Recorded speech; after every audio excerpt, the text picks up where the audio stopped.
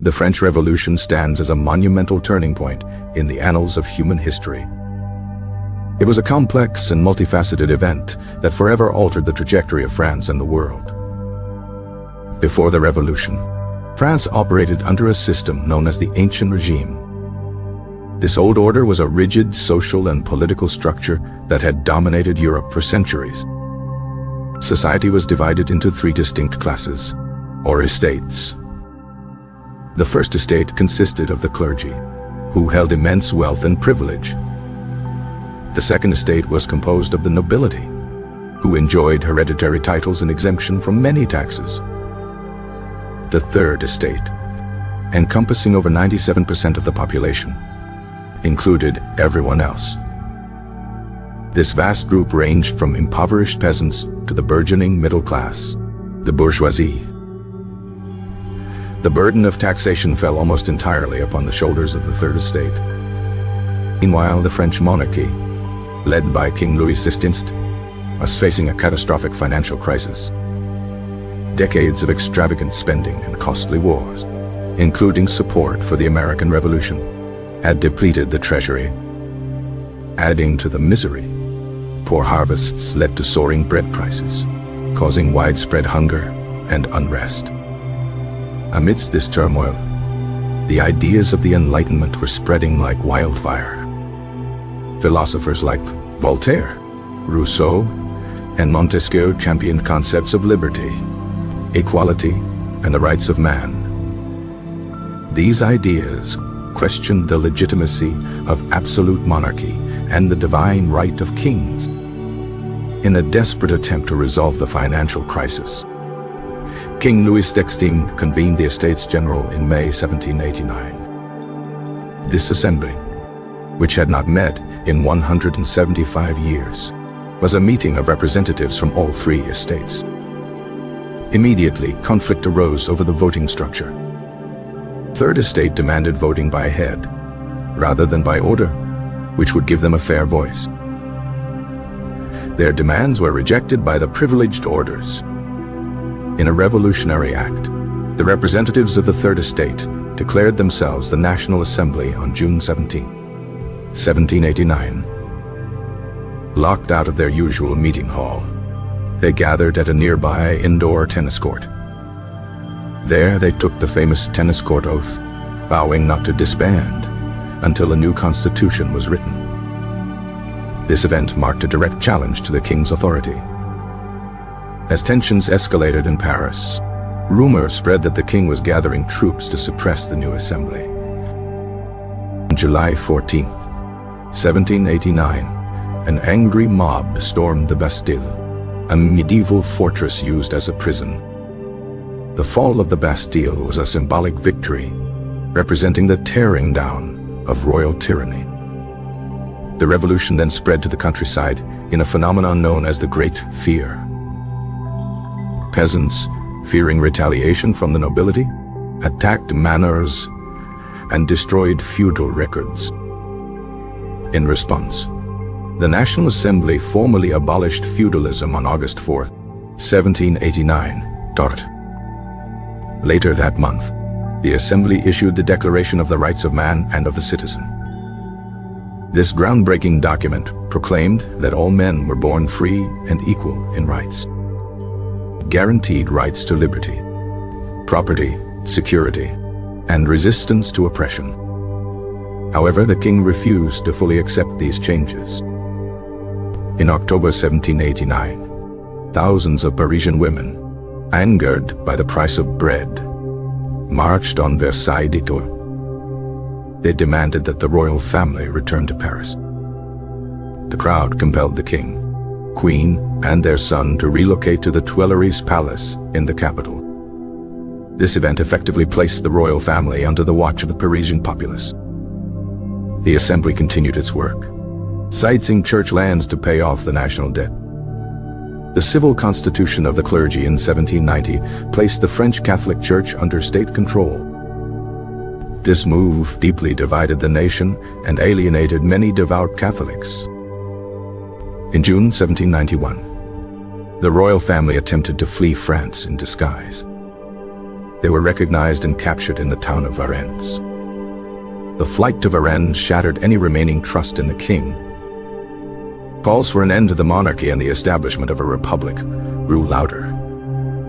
Political clubs, such as the radical Jacobins and the more moderate Girondins, gained influence. Fearing the spread of revolutionary ideas, other European monarchies watched France with alarm. In April 1792, France declared war on Austria, beginning the French Revolutionary Wars. The war began poorly for France, increasing fears of foreign invasion and internal treason. On August 10, 1792, radical militants stormed the Tuileries Palace. The king and his family were imprisoned, and the monarchy was officially abolished. The French First Republic was proclaimed on September 22, 1792. The new government, the National Convention, put Louis XVI on trial for treason. He was found guilty and sentenced to death. On January 21, 1793, Louis XVI was executed by guillotine in the Place de la Révolution. The execution of the king sent shockwaves across Europe. Revolution entered its most radical and violent phase, the Reign of Terror. Faced with foreign wars and internal rebellion, the Jacobins seized control of government. The Committee of Public Safety, led by Maximilien Robespierre, was granted dictatorial powers. The law of suspects was passed, allowing for the arrest of anyone deemed a counter-revolutionary. Revolutionary tribunals condemned thousands to death with little to no evidence. The guillotine became a symbol of the era, executing nobles, clergy and ordinary citizens alike. No one was safe from suspicion, not even former revolutionary leaders. The terror attempted to dechristianize France, creating a new calendar and the cult of the supreme being. Eventually, the paranoia and bloodshed became too much. Fearing they would be next, members of the National Convention turned against Robespierre, and his key supporters were arrested and swiftly executed in July 1794. This event, known as the Thermidorian Reaction, marked the end of the terror. A new, more conservative government called the Directory was established in 1795. The Directory was a 5-man executive committee that governed France for 4 years. This period was marked by political instability, corruption, and continued warfare. It was during this time that a brilliant young general, Napoleon Bonaparte, rose to prominence. His stunning military victories in Italy and Egypt made him a national hero. Seeing the weakness of the Directory, Napoleon staged a coup d'etat on November 9, 1799. Overthrew the government and established the consulate, with himself as first consul. This act effectively ended the French Revolution and ushered in the Napoleonic era. Though the revolution was over, its impact was just beginning to be felt across the globe. It permanently dismantled the ancient regime in France. The revolution championed the ideals of liberté, égalité, fraternité, liberty, equality, fraternity. These principles became the foundation for modern democratic societies. It demonstrated that ordinary citizens could rise up and challenge the authority of absolute monarchs. The concept of the nation-state, where citizens are united by a common identity and purpose, was born. Nationalism became a potent force that would reshape the borders of Europe and the world. The Declaration of the Rights of Man inspired human rights movements for centuries to come.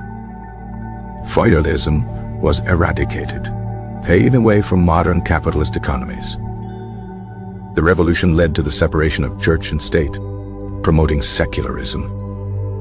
It introduced widespread administrative and legal reforms, many of which were codified by Napoleon. Metric system, a product of the revolutionary era, became a global standard. The revolution's influence was seen in the Haitian Revolution, the first successful slave revolt. It inspired countless other uprisings and independence movements throughout the 19th and 20th centuries. The political spectrum of left, right, and center originated from the seating arrangements in the French National Assembly. It proved that a society could be completely remade according to rational principles. The revolution also showed the profound dangers of radicalism and mob violence. The memory of the terror served as a cautionary tale for future revolutionaries. It led to the rise of total war, where entire nations mobilized their populations and economies for conflict. The French Revolution introduced a new, more potent form of political propaganda. Art and music were used to promote revolutionary virtues and mock the old regime. Fundamentally altered the concept of citizenship from a subject of a king to a citizen of a nation. The revolution's legacy is complex, a mixture of democratic ideals and violent terror. It created a template for modern revolutions, both for good and for ill. The debate over its meaning and consequences continues to this day. It unleashed forces that would dominate the political landscape for the next 2 centuries. The world we inhabit today was profoundly shaped by the events that began in France in 1789. The revolution's promise of equality continues to inspire struggles for justice worldwide. It marked the definitive end of the early modern period and the beginning of modern history. The revolution's emphasis on popular sovereignty reshaped the very idea of government. It led to a new kind of political hero, the self-made man, exemplified by Napoleon. The revolutionary government's centralization of power created the model for the modern bureaucratic state. It destroyed the corporate world of guilds and privileged monopolies, fostering free enterprise. The revolution's ideals were powerful enough to be exported by force of arms. It created a permanent schism in French society between revolutionaries and counter-revolutionaries. The legacy of the Vendée Rebellion highlights the brutal internal conflicts the revolution unleashed. It changed fashion, popularizing simpler clothing and the sans-culottes look. Red Phrygian cap became an enduring international symbol of liberty. The revolution's experiments with paper money, the assignats, provided a lesson in hyperinflation. It demonstrated the power of public opinion, shaped by newspapers and political clubs. The revolution created a new civil religion, with its own martyrs, saints, and rituals. It ultimately failed to establish a stable, long-lasting republic in its own time. Yet, the republican ideal it introduced would eventually triumph in France and beyond. The French Revolution was a crucible, forging modern politics, society, and identity in its fires. It remains the essential event for understanding the political world we live in. The revolution's narrative of hope, struggle, and betrayal is a timeless human story. It redefined the meaning of left and right in political discourse. The revolution's impact on the military was profound, creating the first citizen army. It accelerated the decline of aristocratic privilege across Europe. The concept of crimes against humanity has its roots in the debates over the terror. It established a new relationship between the individual and the state. The revolution's cultural impact included the creation of the Louvre Museum. It was a moment when history seemed to accelerate, and everything felt possible. The revolution's universalist claims meant its message could resonate with any oppressed people. It was the first major social revolution in modern history. The revolution's violence and wars led to immense demographic losses. It gave birth to modern political ideologies, from liberalism to socialism. Revolution remains a powerful symbol of humanity's capacity for both profound progress and terrible destruction. Its story is a fundamental chapter in the ongoing struggle for human freedom.